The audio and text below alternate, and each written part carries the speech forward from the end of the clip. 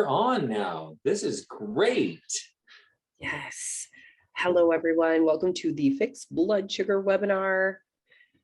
We are live streaming here on Facebook as well. So we're excited to have you guys here.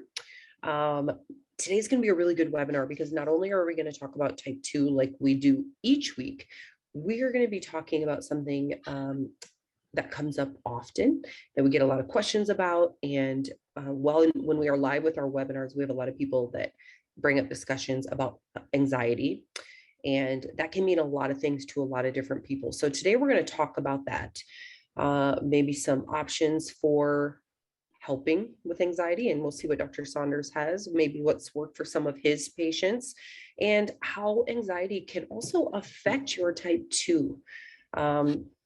Do we need to take care of it? Can it affect our blood sugars, etc.? So it'll be the two of us today. I'm not sure if Joel will be hopping on or not, but like always, feel free to ask your questions. Those of you on Facebook, you can ask your questions in the comments.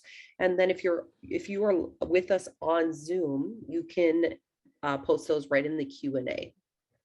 So before we get started, we're going to do a quick disclaimer. I'm going to have Dr. Saunders do that for us, please.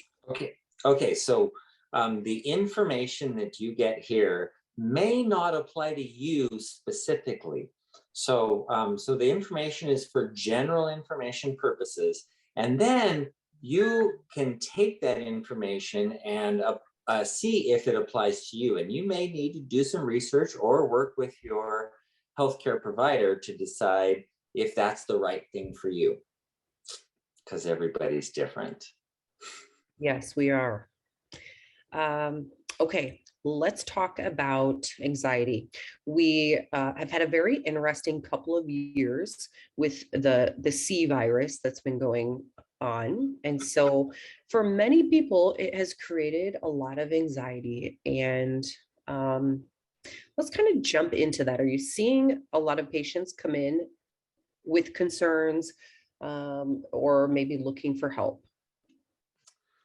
Well, yes, absolutely. I have seen so many people that are anxious. I've had patients I haven't seen in a couple of years because they have not left their house. Literally, these people are literally shut-ins for like 2 years. One of them, she has her food delivered. She doesn't go out even to see her doctors. If her doctors won't go to her house, then she just doesn't see them. She's had other doctors now because I haven't gone to her house. She's had other doctors going to visit, and they give her shots and everything at home.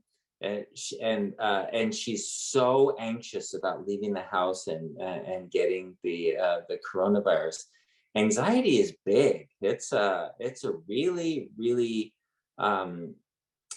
important part of our lives because we need some anxiety. We need to be able to feel when there's a problem, when there's a potential problem. So for example, let me give you a good example. A mother that doesn't know the possibility of her child falling down is like, yeah, go off, run and play, and no problem.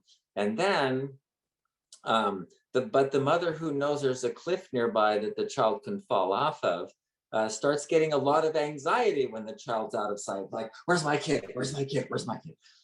Because of the knowledge that there could be danger nearby. Yesterday we were talking about some friends of ours, of my family, my parents, who they lived in Beverly Hills. They were a swimsuit designer. The wife was a swimsuit designer. Anyway, they had a party at their house, and their child fell in the pool and drowned during the party. It's like there's all these people around all over the place, and the child was found face down in the pool.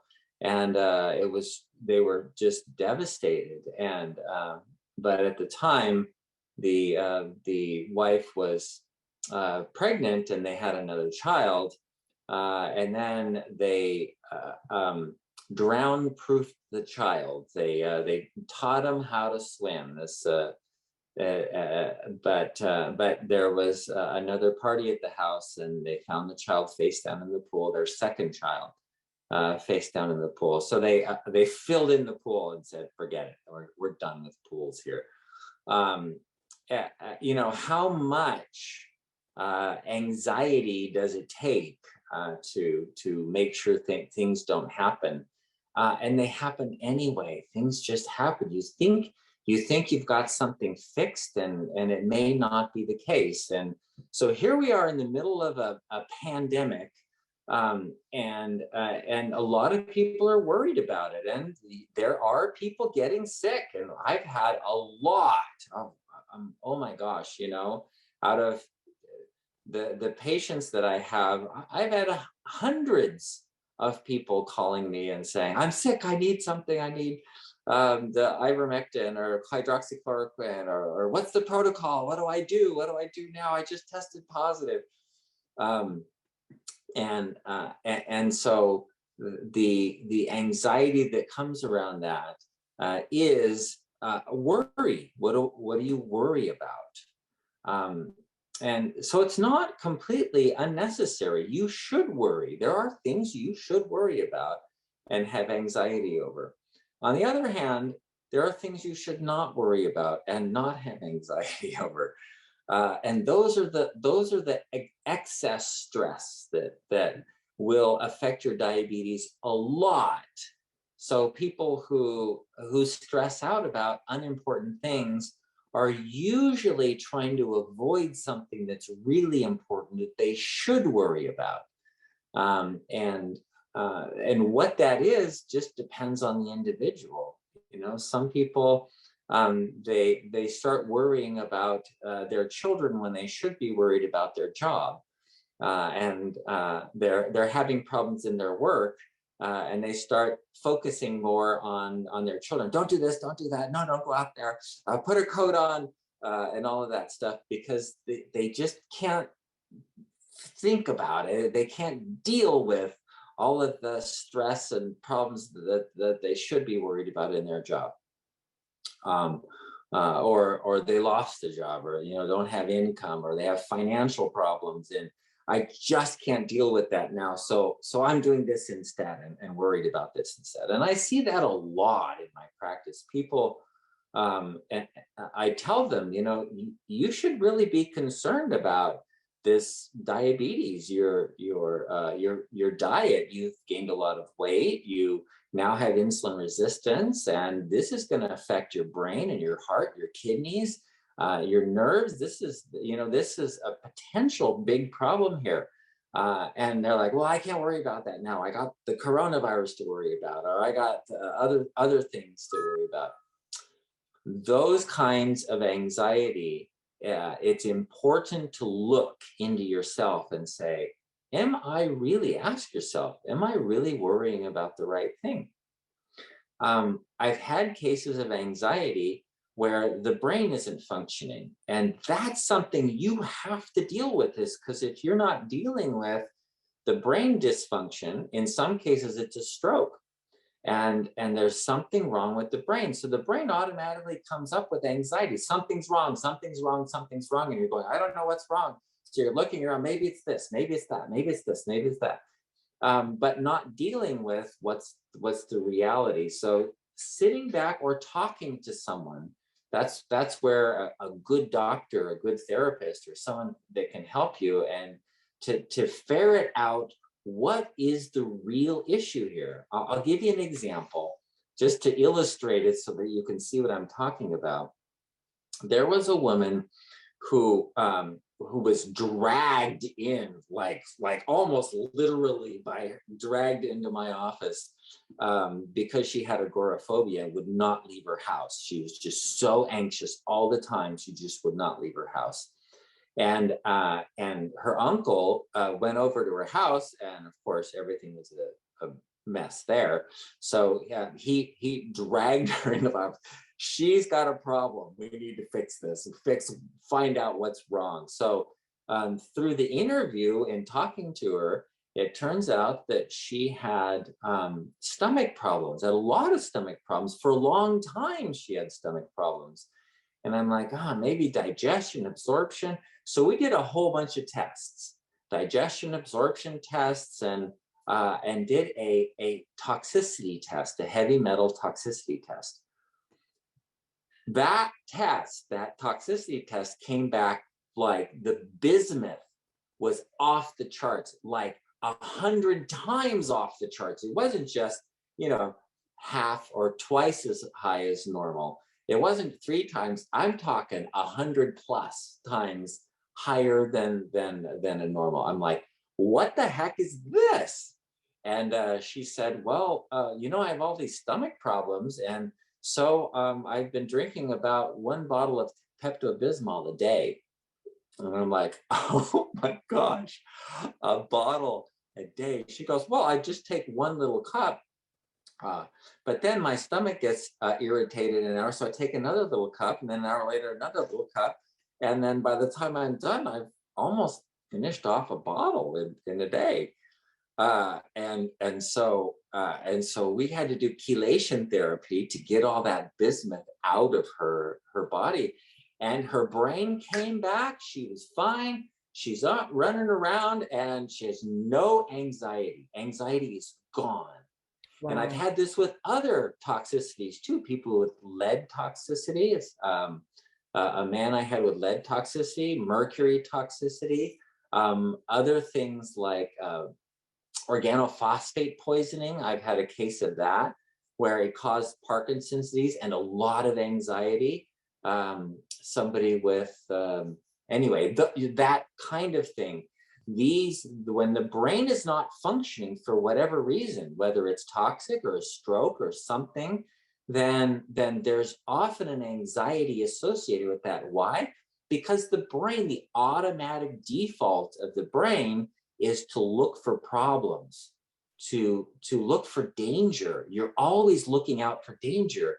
And if something's not working, like say your eyes aren't working and you can't see as well, then you can't see, and you're looking around, you're saying, I don't know if there's any danger around because I wouldn't be able to see it even if I could. So that kind of thing, when people don't hear as well, they don't see as well, or something's dysfunctional, then the brain will go to the default, which is the reptilian brain, looking for danger, and then feeling like impending doom, that kind of thing. So looking at all of these issues, looking at, is my brain functioning? Am I focused on the right thing? Maybe I should be focused on that diabetes in my diet instead of looking at this other stuff, my children or my wife or husband or whatever, and doing those irritating things or making me anxious, or the way you drive, or that kind of stuff. Maybe that's not the issue. Maybe looking at the real issue of where it comes from, and ultimately finding peace by looking at inside of yourself and finding out why do I feel that way, and the focus is really important. Okay, very interesting. So when talking about anxiety, I mean, you kind of mentioned that it kind of can manifest in different ways. The anxiety can affect your body, but if you're also something's wrong in your body, that can create anxiety. And so they kind of go together, which we talk a lot about in our phase 1 of our diabetes solution kit. We talk about really getting your diet under control. Do you feel that can help a lot of these anxiety type symptoms that people may experience? Yes, if that's the issue. Yeah. So because sometimes with diabetes, for example, there isn't enough energy getting into the brain because the sugar, even though there's a lot of sugar, it can't cross the blood-brain barrier unless you have those glucose transport proteins. So in that case, some people just have low energy in their brain and they will get anxiety because of that. So yes, exactly. The brain affects the body affects the brain. There's this constant interaction between them, and you can't separate them. You can't say, "Oh, this is a mental health issue. Your anxiety is a mental health issue."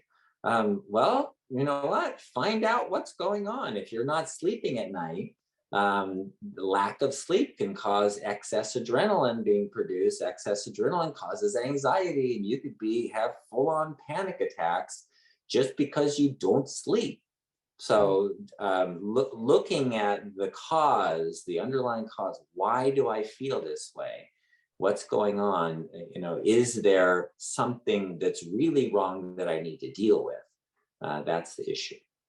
Are there any supplements or certain foods or anything like that that you feel would help some of this? In general, I know Joe had asked, is there any way to support our nerves, our thoughts, our adrenals, that type of thing, if we're having a lot of issues with anxiety? Yeah, there is. It of course depends on the reason for it. So if you're just kind of low in GABA, gamma-aminobutyric acid, the GABA system in the brain is what has the calming effect. And it's like, okay, calm down, calm down, calm down. And that's where alcohol works. When people drink alcohol, it works on the GABA system, and they go, I can relax because I've had a drink. Or a Valium. Valium, Xanax, Ativan, all the benzodiazepines, like the sleeping pills, they work in the same way. They have that calming effect. And that's why people take them for sleeping pills. If they're all hyped up, they can't sleep. But if they take the benzodiazepines, then it calms them down and they feel better. So those, kind of drugs, yes, can do that. But there are natural supplements that work actually pretty nicely for many people. Things like 5-HTP, which is tryptophan. It's an amino acid that's made into serotonin. Serotonin also has that calming effect on the brain. It's one of the non-stimulating or the relaxing neurotransmitters. And the L-theanine is made into GABA in the brain. So if you take GABA, and a lot of people do, it doesn't usually cross the blood-brain barrier. By usually, I mean, it doesn't normally cross the blood-brain barrier. But if you have a leaky blood-brain barrier, it actually works pretty well. So people can take GABA, gamma-aminobutyric acid, and it's found in supplements over the counter. And some people feel more calm with that, and it helps them. Okay. Ruth says, anxiety smoother helps me rest and is calming, and it works great. Okay, I'm not familiar with anxiety smoother, but it does make me wonder about magnesium a little bit. Would that have maybe be a helpful thing at night or during the day? Magnesium is a very common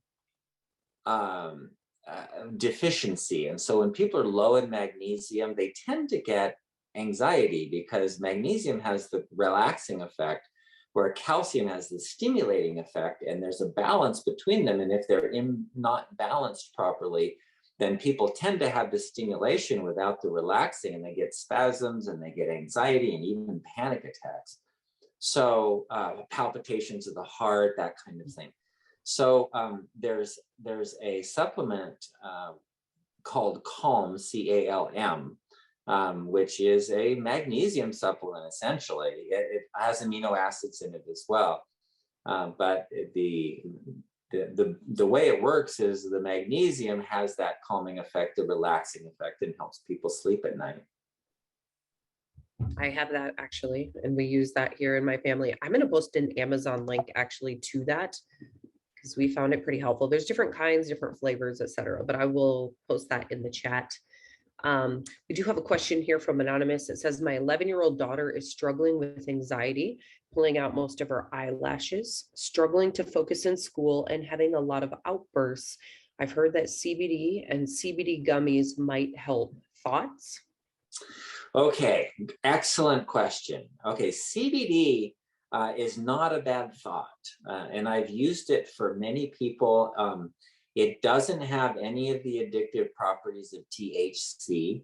It's over the counter. It's not regulated by the federal government. So as long as it has less than 0.3% THC, then it's considered an over-the-counter essential oil. Is really what it is. So what about it? CBD has the effect as it binds to the receptors. It's a weak binding and it causes your body to make more cannabinoids. So you have endogenous, your own body makes the cannabinoids, and that's why the receptors are there. You don't have cannabinoid receptors so that you can take marijuana. You have marijuana to stimulate your natural, normal cannabinoid receptors. But you make that in your body. You make those chemicals in your body that normally have that effect in your body to cause the relaxation and everything. And if you don't have enough, the CBD oil it has a weak effect, so it stimulates you to make more of your own internal cannabinoids. And there's regulation there, so you don't have the excessive response that like the THC does, which binds to the receptor and stimulates the receptor. So the CBD is actually used in children for seizures, and children for seizures can take between 1 and 400 milligrams. And if you look at your CBD oil, you'll see it's like 15 milligrams or 30 milligrams, and this is like 1/10 of the dose that they're giving to children with seizures. So just so that you get an idea of what it takes, and for the CBD oil to get a response. So it's not a bad thought. If there's an issue with a lack of these cannabinoids, then the CBD oil will make a big difference. If there isn't, it won't. So I've had a lot of people tell me, well, my friend told me to take CBD oil to help me sleep, and it doesn't do anything for me at all. Well, that means that's not your issue, because there may be a GABA issue. And if it's a GABA issue, the cannabinoids aren't going to do anything. The CBD is going to be worthless if your problem is a lack of GABA or a lack of serotonin. So addressing the actual issue. So for children like that are pulling their eyelashes out, it's called trichotillomania, where they pull their hair out too. And that's an anxiety, a type of anxiety. For children that have that, I found something really helpful that's kind of a broad spectrum supplement. And it's called Empower Plus. True Hope is the company that makes it. And they have like several other ones that are breakoffs from that, because it was so effective. And I've been using it for 20 years, and I've had people with schizophrenia where it helped, where they're paranoid, and the paranoia completely went away with this supplement. I've had people with bipolar where they're up and down, and it's worked really well for them. My family has been using it. My children with anxiety find it helps them. And so I think that would be, it's not a bad place to start, to use something chemically to relieve that. I had somebody who was like severe bipolar, who went on it and required a pretty high dose, but over time needed less and less and less. Compare that to if you start someone on a drug like a benzodiazepine, you get an immediate benefit from a small amount, and then you need more and more and more over time. And it stops working, and then you end up in a worse spot, because now you're addicted to benzodiazepines and you have anxiety. So now you're stuck with both. Whereas with the supplements, even CBD oil for that matter, with the supplements, you improve the function of your brain. Now, that being said, that might be helpful for like children that have those kinds of issues. But if you're not dealing with the problem, so children with anxiety often have issues with bonding problems, for example, with the parents, or even child abuse problems with anyone, if family members or non-family members, or trauma. So if you're not dealing with the trauma, taking a pill is not going to fix the problem. So especially in children, when you see anxiety, look for some source of trauma and say, okay, if it's not that, it's not that, and you can deal with it in a biochemical way by taking supplements. Okay. Let's say someone comes to your office and they are telling you they're struggling with anxiety. What is the first thing that you typically do? I ask a lot of questions, Okay. like that woman that was dragged in by her uncle that was, agoraphobic. She wouldn't even leave her house. She was so anxious. I just had to ask a lot of questions. What about this? What about this? How's your digestion? How's your absorption? When did this happen? What started? Was there any trauma? Were you exposed to anything, mercury or heavy metals or something? She didn't think about the business. It just showed up on the test randomly in her case, but asking a lot of questions and then testing and saying and looking at all the possibilities, and you get kind of a sense of, oh, this is a person who's been dealing with a lot of trauma, or this is a person who has potential toxicity. If you don't find any trauma, or this is a person who's likely to have a stroke. So, looking at what the possibilities are and then asking the questions and then testing. Why? Oh, that came out negative. Okay, so it doesn't seem to be a hormone imbalance. Let's look at your neurotransmitters, test for that. Oh, that's not a problem. Let's look at your heavy metals. Let's try for that. Okay. A lot of testing. Yeah. Okay. Let's see here. Chris says he tried Dr. Saunders low carb, no protein, no fat for 4 days. His blood sugar went from 150 fasting to 90. Woohoo! And yes, and went to half of its metformin. So that's awesome. Wow. Yeah. So down to 90 on less metformin. Yes. Excellent. Good work. Very good. It's awesome. Says thank you to all. That's awesome. Okay, we have another question. Which number is more accurate of your blood sugar, morning or a couple hours after eating? And what is a good range after 2 hours if you exercise within the 2 hours after eating? And how does that affect the number? Okay, the number is accurate to the extent that your apparatus is accurate. Within 20%. So if you think about your blood sugar is about 100. If it's 80, that's between 80 and 120, or between 90 and 110 is your 20% variability in there. So they may be accurate, but they're all accurate in the time. You got to think your blood sugar is going up and down and up and down and up, down and up, down. It should stay within this range, though. You should be 70 to 90 on a fasting specimen, and it can go up to 110, 120 on after eating, and so it should stay within that range. And so if you're exercising after a meal, exercise opens up the ports for sugar to get into your muscle cells and just allows the muscles to suck sugar in. So it can drop dramatically with exercise. Some people, that's all they do. They don't take insulin. They just exercise to keep their blood sugar lower, because you don't have to have insulin to get the sugar into your muscles when you're exercising.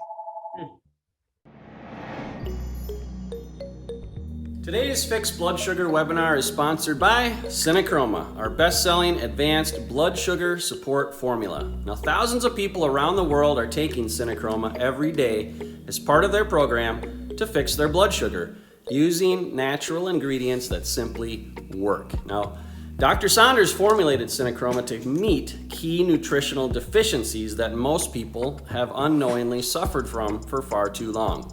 With Synachroma, you get a blend of 6 key ingredients. The perfect combination of chromium, vitamin D3, and vitamin K2, which it's important to take those 2 together, selenium, vanadium, and our 10-to-1 cinnamon bark extract. Now, if you're not already using Synachroma, I highly recommend that you give it a try and see how it helps your energy, your weight, and your blood sugar numbers. You can get Synachroma at bartonnutrition.com or on Amazon. If you get it at bartonnutrition.com, you can enter the coupon code webinar25 and you'll save 25% off at bartonnutrition.com. But I realize some people like to go to Amazon as well. So anyways, Synachroma, highly recommend. Now let's get you back to the Fixed Blood Sugar webinar.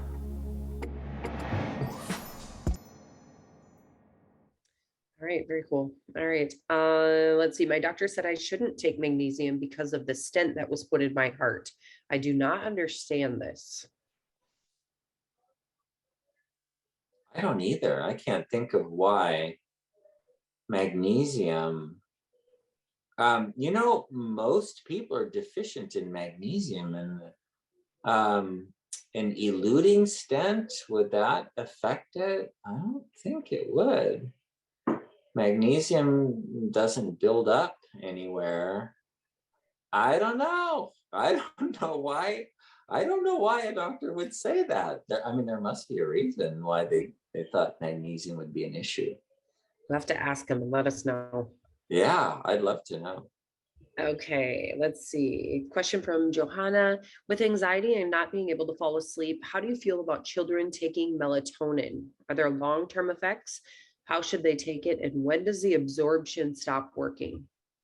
Okay, that's an excellent question.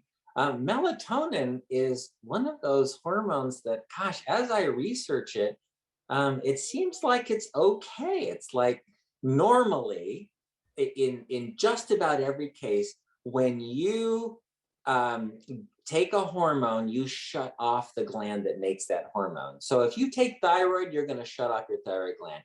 If you take cortisol, you're going to shut off your adrenal glands. Men that are getting those injections of testosterone, they're shutting off their testicles. You shut down because it's called negative feedback. When you have a lot of a hormone and you're taking it, then you just shut off your glands that make it. But melatonin is a different animal. You don't really shut off your pineal gland by getting melatonin. It turns out melatonin is in food.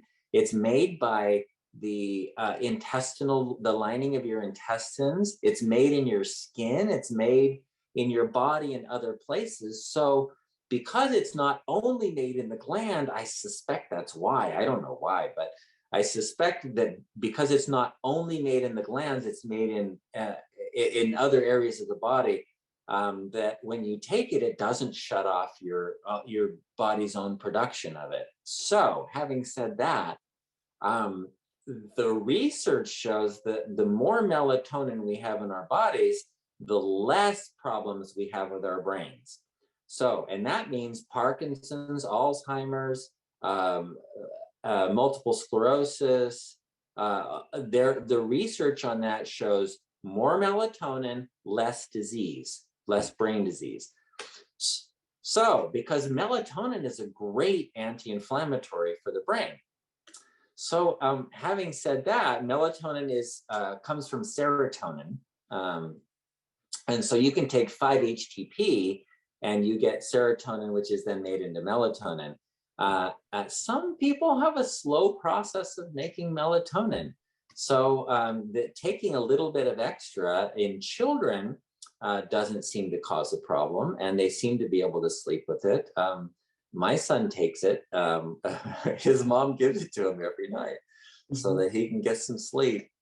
And so it seems to work, and I don't find any ill effects from it so far. Okay. Let's see, Levon says, I started with COVID-19 symptoms on December 20th and diagnosed on December 24th. I started the diabetes solution kit on January 11th and was still suffering from a dry cough and fatigue. 3 days later, I was able to hike 2/3 of a mile trail in 40 minutes and I didn't get out of breath or feel fatigued. Synachroma works. Currently hiking 20 minutes a day in the woods, which helps my panic and anxiety disorder and PTSD, also helping me to lose weight, which is going to help with my diabetes. Oh, I didn't mention that, but thank you. That is excellent. I actually have a patient that the only way he can block his anxiety and get sleep is if he exercises. And it only takes a half an hour, but he's got to like push hard for half an hour and wear out his body. And then I guess he releases, I'm suspecting because I talked to him about it. I suspect he releases endorphins and it allows him to relax and calm and not have anxiety. Yeah. So yeah, don't underestimate that. Exercise can be awesome for anxiety. It's good. Yeah, thank you. Another question, I just tested positive for COVID. I thought you mentioned some website or a link. I would appreciate your help. Thanks, Tom. Okay, that's the FLCCC website.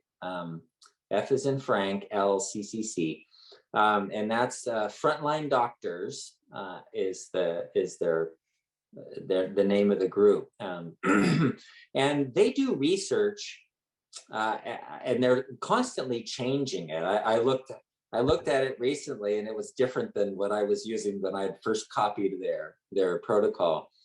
They've added some things in there as more research is done. So they're looking at what are the best ways to deal with it, and also how do you deal with it if you can't get some of the medications that are prescription only, that your doctor won't prescribe or the pharmacy won't fill. So what do you do instead? And they've got that protocol too. So that's they've been really helpful. Awesome. Let's see, Kevin has a question. It says, off the subject, I take 50 of Lantus at night and 15 of Humalog before each meal. My blood sugar is running between 110 and 115. I just got an order of Synachroma and gut health. How do I go from this regimen to your supplements? Oh, great question. Okay, so you can take the supplements because you're going to measure your blood sugar, because you're checking your blood sugar. I hope you have a continuous glucose monitor. And then as you're needing less, as your blood sugar is getting lower, you're going to need less insulin, so you may be just taking 10 before a meal instead of 15, or whatever. So the Synachroma will help with that somewhat. And then as you're going on the regimen, doing phase 1 of the program, you're eating less sugar. And so remember, when you're taking that insulin before a meal, you're doing it according to the amount of carbohydrate in the meal. So now you're in a very low carbohydrate meal. So you're going to give a very low amount of insulin. And so that's adjusted based on your testing, and then how much carbs you have, and you're going to work that out as you're going through it. But it's a good idea not to get low blood sugar. So it's better to start with a lower insulin as you're doing the low carbohydrate. And that's generally the way it works. But your individual case, you have to work out with, okay, when I'm eating, only 20 grams of carbohydrates, I'm only using 5 units of insulin or whatever. And so be careful with that, not to get low blood sugar. Okay. Connie says, lately I've been having some stimulating effect along with heart palpitations and really swelled legs and feet. I'm already taking Cymbalta and seem to be really sensitive to herbs. I'm on your program and he marked out what supplements I should take. It has been just since I have started that I've noticed these symptoms. Need your advice. Swelling and stimulation. Wow. Okay. So that is so broad that I don't even know if I can address that. But look at the medications that you're taking, because the medications you're taking could cause that. If the Cymbalta is the only one I didn't mention, but blood pressure medications, for example, cause swelling. Cymbalta tend to cause weight gain and also swelling. So look at that as a possibility. Also, it would depend on your kidney function, can affect that. Your liver function can affect that. Your protein levels in your blood. So looking at the tests and taking the big picture, how much insulin do you have? Are you insulin resistant, or are you low? Maybe your pancreas isn't making enough insulin. So looking at that in a general sort of way of looking at all your blood tests and the possibilities, including the medications that you're taking, would help you to determine why that's happening. Okay. Because you gotta just look why. Just start with why. Why is this happening? Meditation can be helpful for anxiety. I was diagnosed this after my chemotherapy treatment several years ago. It encourages one to deep breathing, to slow down the heart and relax. Truly helped with lowering anxiety and help with sleeping. Yes, that's excellent. I'm so glad you brought that up, because I didn't mention that. But yes, I personally do, and I have a lot of patients who use anxiety to calm, or use meditation to calm their anxiety. Meditation is wonderful for that, and it brings your mind into focus, because one of the problems with anxiety is a lack of focus, where your brain is just looking danger, danger, danger, danger. And when you focus on one thing and you maintain that focus, then you lose that danger signal from your brain, and the anxiety goes down. That's a really good point. Thanks for bringing that up. Okay, Adriana says, I was diagnosed with diabetes. My A1C was 8.9 on December 20th. My doctor says I have to start with metformin. I refuse to do it. So I bought your diabetes kit, and I'm starting to change my diet. Just one portion of carbs for a day, a lot of vegetables and protein, and exercise for 45 minutes every day. I've already lost 19 pounds. I want to do my lab exams on 2 months to see my results, but I don't want to take any medications for diabetes. I think that will be worse for my body. So I ordered Cinechroma and Nervala. What do you think? I think you're doing a great job. I mean, if you've lost 19 pounds, and then your blood tests are sure to be a lot better by now. And in fact, at 8.9, yeah, it might be in the sixes or something, but it'll your hemoglobin A1C will be significantly lower, at much lower than you could have gotten with any medication. So I think you're doing the right thing. That's totally what I would do.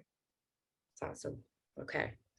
Let's see. I'm on 20 carbs a day since November of 2021. I just got my test back today for sugar level 3 months. So I went down from 6.4 to 6.3. My doctor tested me for insulin resistance, not type 1. I'm negative, and I do not have diabetes. So do I continue what I'm doing? Okay, that's an excellent question. That's really good, because now technically you don't have diabetes. You're 6.3, right? That's not diabetes. That's pre-diabetes.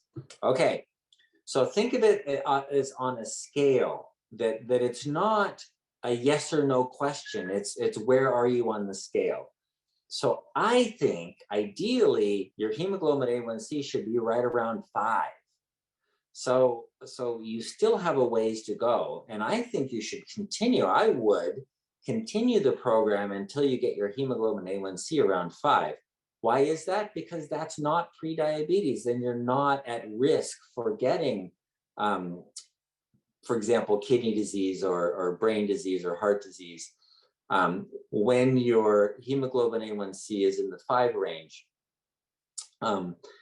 because you don't have prediabetes, and so there's no risk.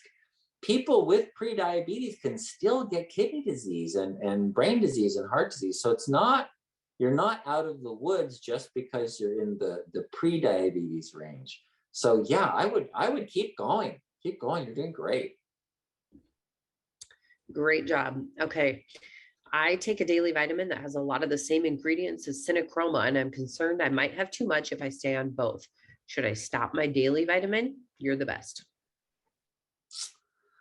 Yeah, I get that question a lot. The daily vitamin's fine. Here's how I would do it. I would take, because your daily vitamin is going to have probably vitamin D, and it's probably going to have zinc and selenium and maybe vanadium, chromium. So here's what you do.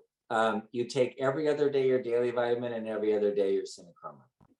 And why is that? Because you can't overdose doing that, and you're going to get different vitamins at different times. And actually, the body works better when you have it more intermittently and not on a daily basis.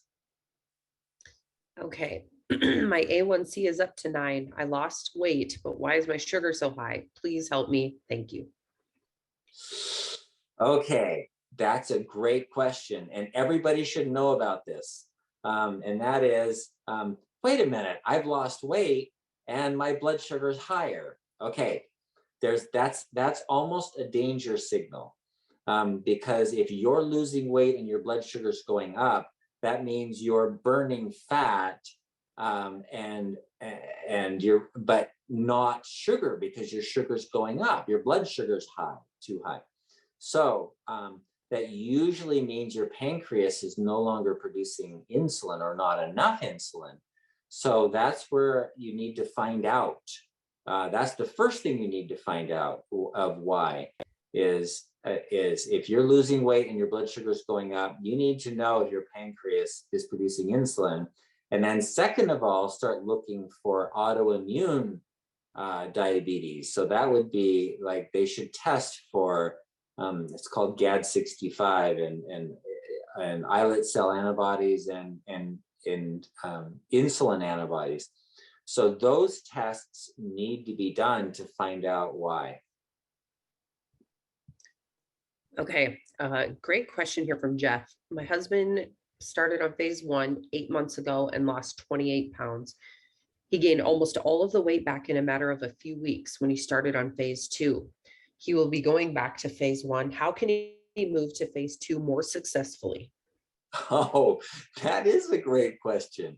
Okay, so but that gives a lot of information that you can gain 20 pounds in a few weeks, and you can lose 20 pounds and then you can gain it back. And that's really important. And that is that there are some people who are genetically predisposed to have insulin resistance, and so they just need to have a lower carbohydrate diet. So in phase 2, if you're gaining weight in phase 2, it means that you're getting too much. Remember, the problem with insulin type or diabetes type 2 is too much. And so whenever you're gaining weight, you're eating too much. And that could be too much in amount, how much you're eating, or it could be too much in terms of carbohydrates, or it could even be too much in terms of fat.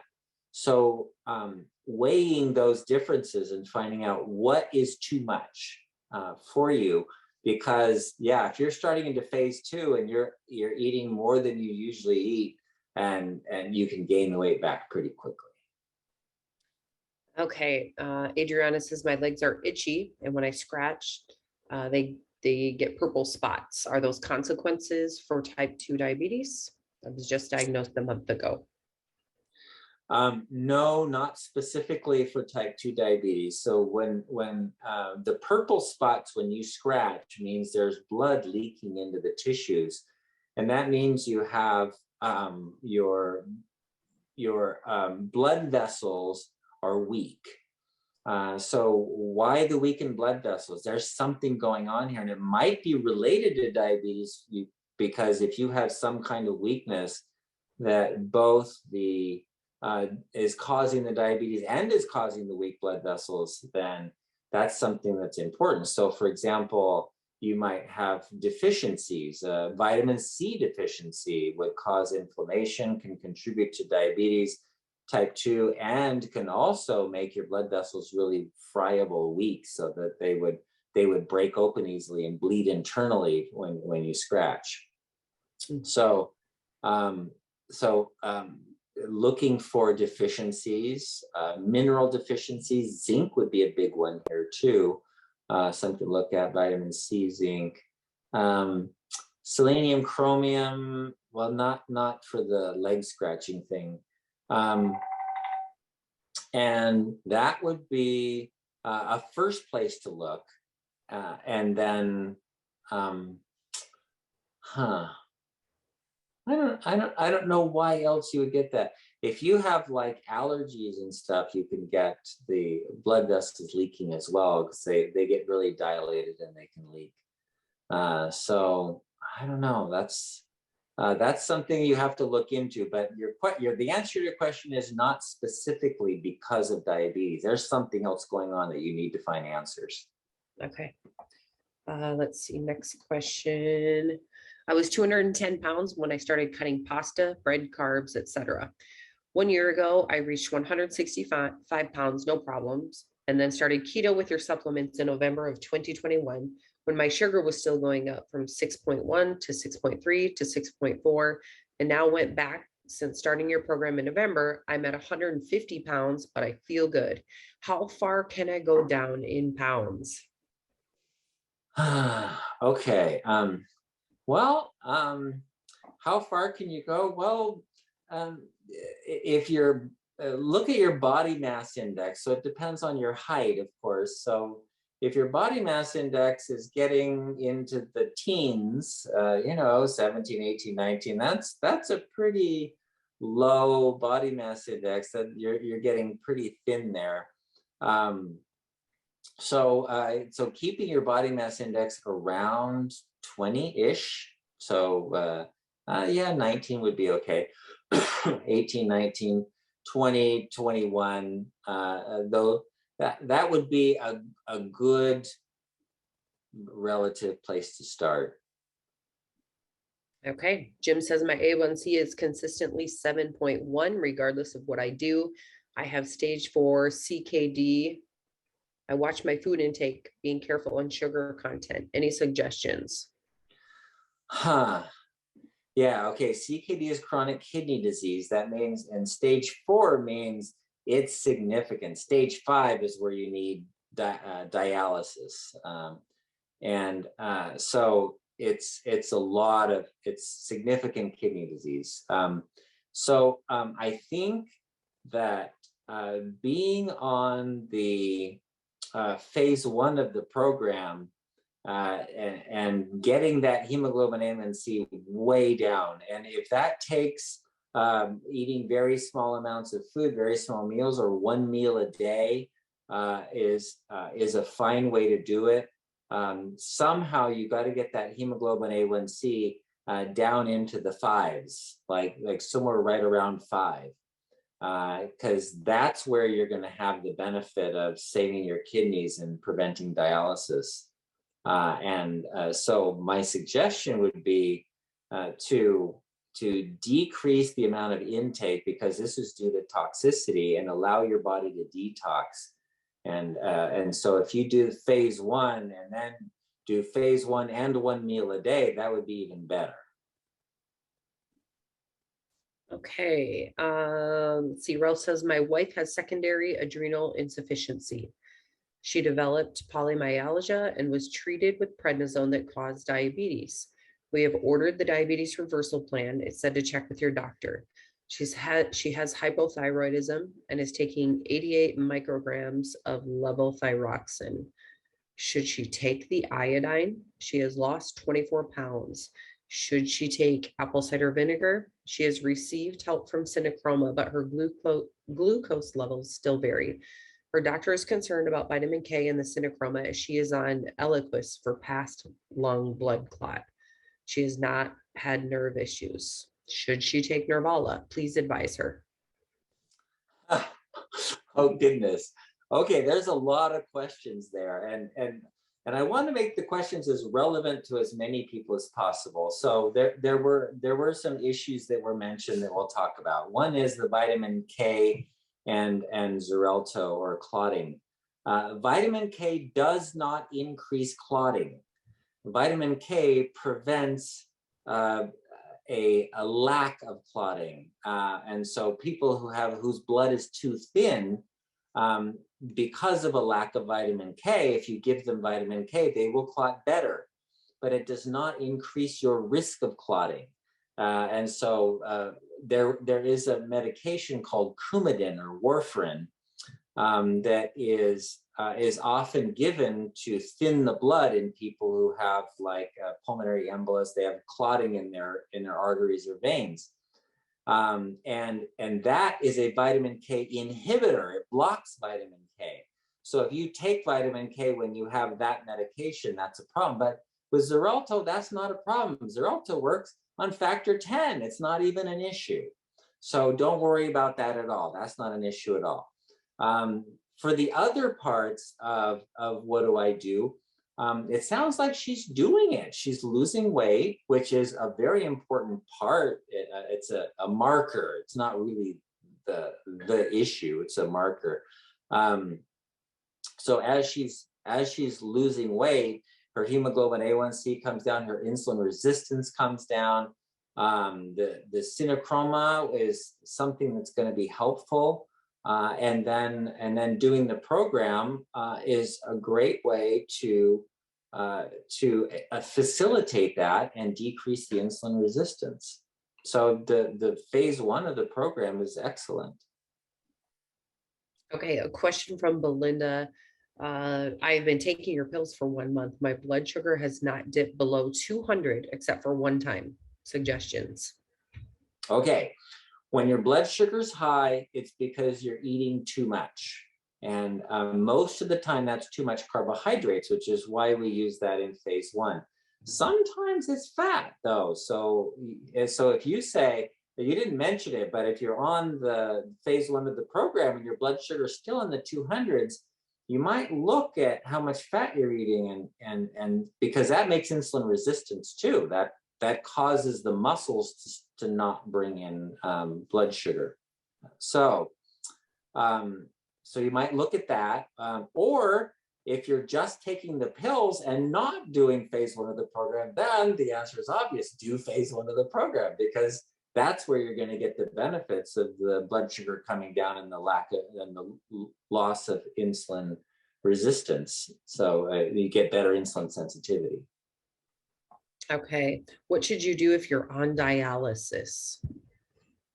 If you're on dialysis, you can still do the program and you should, but there with a few tweaks that are going to be important. And that is, you don't want excess protein, because the protein, when it's broken down, it creates the nitrogen waste products that the dialysis is bringing out, like the urea nitrogen, that your kidneys flush out pretty easily. So you can eat a lot of protein if your kidneys are functioning. If they're not functioning, then you tend to want to have a lower protein diet. And your doctor, your dialysis doctor, will tend to tell you, yeah, eat a low protein diet. So what do you do instead? Well, you eat a high fiber diet. So high fiber, low carbohydrate, low fat, low protein. So you're getting the fiber, like you can have all the broccoli and spinach and lettuce, salads, and you essentially live on rabbit food, as my kids say. And in that case, then you're still getting the fiber, but you're not getting high protein, you're not getting high fat, and you're not getting high carbohydrates. And so that would be a good thing to do if you're on dialysis. Today's Fixed Blood Sugar webinar is sponsored by Synachroma, our best-selling advanced blood sugar support formula. Now, thousands of people around the world are taking Synachroma every day as part of their program to fix their blood sugar using natural ingredients that simply work. Now, Dr. Saunders formulated Synachroma to meet key nutritional deficiencies that most people have unknowingly suffered from for far too long. With Synachroma, you get a blend of 6 key ingredients. The perfect combination of chromium, vitamin D3, and vitamin K2, which it's important to take those two together, selenium, vanadium, and our 10-to-1 cinnamon bark extract. Now, if you're not already using Synachroma, I highly recommend that you give it a try and see how it helps your energy, your weight, and your blood sugar numbers. You can get Synachroma at bartonnutrition.com or on Amazon. If you get it at bartonnutrition.com, you can enter the coupon code webinar25 and you'll save 25% off at bartonnutrition.com. But I realize some people like to go to Amazon as well. So anyways, Synachroma, highly recommend. Now let's get you back to the Fixed Blood Sugar webinar.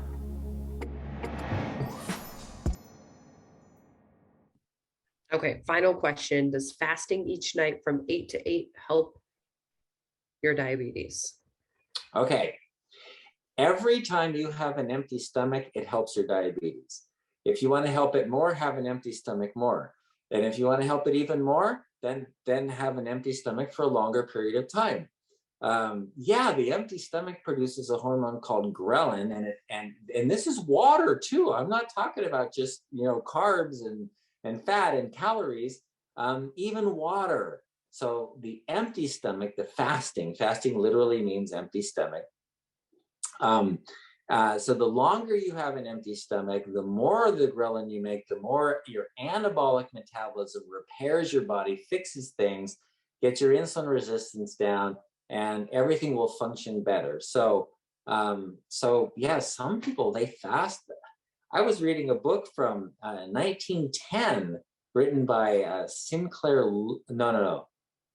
Upton Sinclair.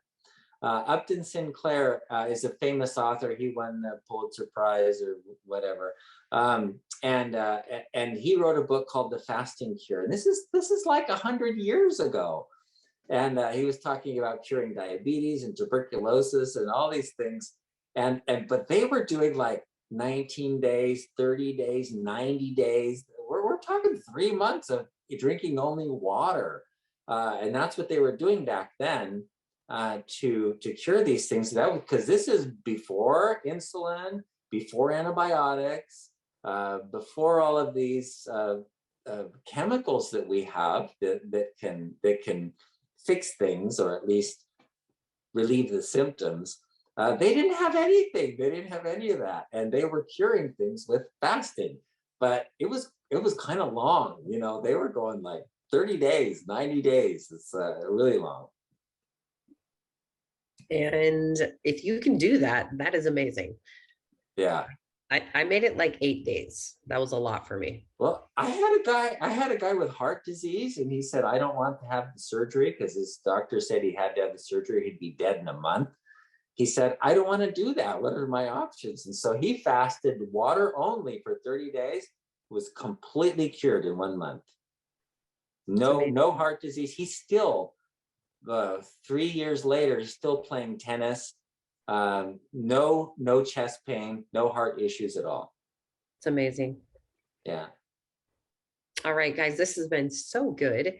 Dr. Saunders is going to go be with his patients now. So thank you for joining, and we will see you next week. I get to see Dr. Saunders tomorrow, so I'm excited about that. See you tomorrow. Yep. And we'll actually be in Texas with our team, so that'll be really fun. But we will be back here next week. If you are wanting to watch our past webinars, you can go to bartonwebinar.com. You'll find a link to our YouTube channel. Make sure you subscribe there, and you'll get notified every time a new video is uploaded. They should all be up now. So thank you, Karen. Thank you, guys. We will see you next week. Be sure to tell a friend. And lots of people saying thank you. You guys are awesome. We'll see you all next week. Bye-bye.